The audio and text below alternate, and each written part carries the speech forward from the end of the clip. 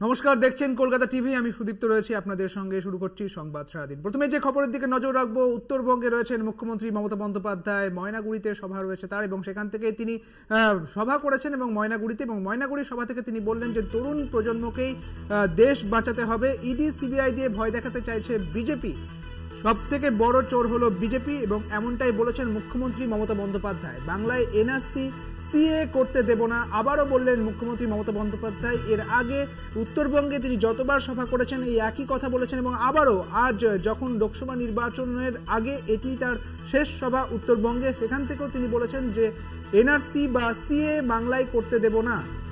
সেই সঙ্গে তিনি বললেন যে তরুণ প্রজন্মকেই দেশ বাঁচাতে হবে, বাংলায় এনআরসি সিএ করতে দেব না, এবং ইডি সিবিআই দিয়ে ভয় দেখাচ্ছে বিজেপি।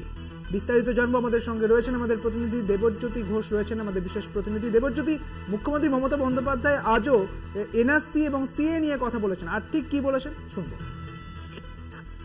দেখো, মমতা বন্দ্যোপাধ্যায় প্রথম থেকে শেষ পর্যন্ত অতি আক্রমণাত্মক বক্তব্য রাখেন, এবং তিনি যেটা বলেছেন ইডি সিবিআই কে তারা নিজেদের ভাইয়ের মতো করে ব্যবহার করছেন, যখন যেখানে খুশি পাঠাচ্ছেন।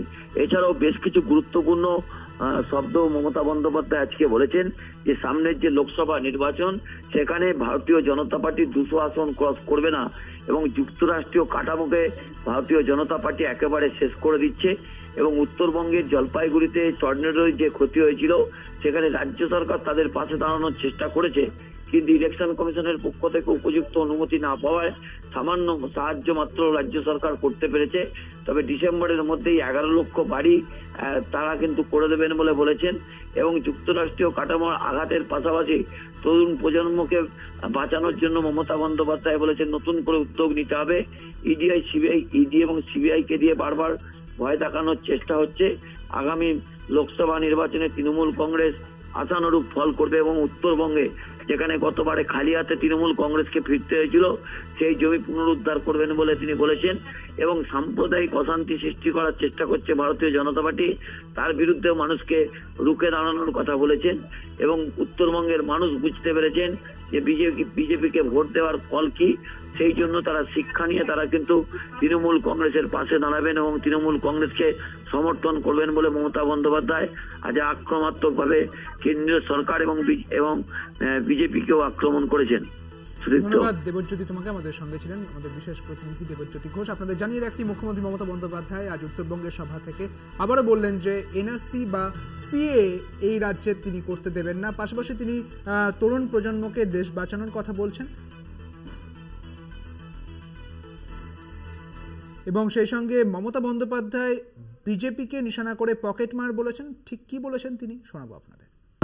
বিজেপি সিপিআই ভাই ভাই, বিজেপি ইডি ভাই ভাই, বিজেপি ছাড়া ওদের কোনো গতি নাই চোর ডাকাতদের। পকেটমার জানেন তো, যখন পকেটমারি করে নিজে আগে চিৎকার করে পকেটমারি করে পকেটমার, যাতে অন্য লোকেরা হক চুকিয়ে যায় আর সেই সুযোগে সে বেরিয়ে পালিয়ে যায়। বিজেপি হচ্ছে পকেটমারের দল, মানুষের পকেট কাটছে আর নিজেদের পকেট ভরছে, লুটেরার দল, মাফিয়ার দল।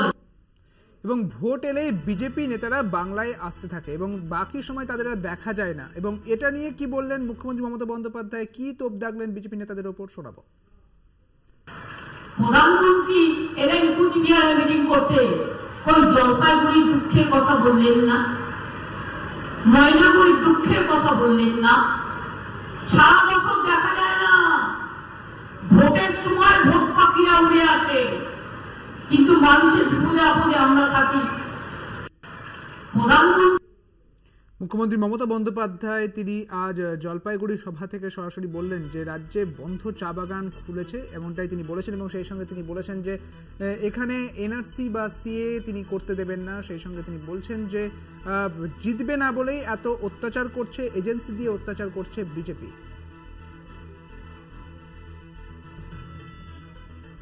অন্যদিকে উত্তরবঙ্গের একটি প্রধান ইস্যু চা বাগান, এবং চা বাগান শ্রমিকদের কি বার্তা দিলেন মুখ্যমন্ত্রী মমতা বন্দ্যোপাধ্যায়, শোনাবো আপনাদের।